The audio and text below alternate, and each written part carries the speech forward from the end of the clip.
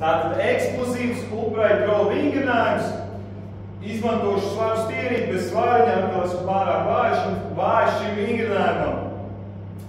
Daudz šo vingrinājumu arī sauc par snatch, svarcēlāja vingrinājums, bet šīs upright row ir tikai daļa no šīs snatch pilnā vingrinājuma.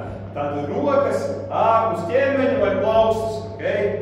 Iesēžamies nedaudz celīšos, liecamies priekš atkal gluži locītavā, bet nolaižam svariņu nedaudz virs celīšu.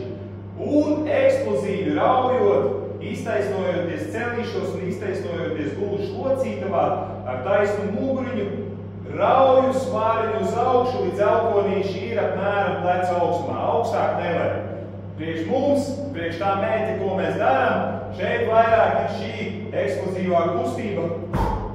Okay, atkal. Noliecos, slidinu stienīti gar kāju, rauju uz augšu. Okay, slidinu, rauju uz augšu.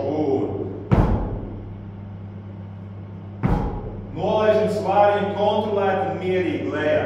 Šeit, kā atgādināšu vēlreiz, kā jau teicu, tā svarīgākā kustība mums nav tik daudz šeit te, upright row, bet vairāk šī te kustība, kur mēs noliecamies priekš, iesēžamies nedaudz celīšos un cik vien asi un ātri varam iztaisnoties gan ceļos, gan gluži locītavā un tajā pašā laikā bišķi arī pievienot trapecīti pleciņus, lai šo svariņu uzrautu līdz, ne līdz svariņu, līdz pleca augstumam, bet elkonīši.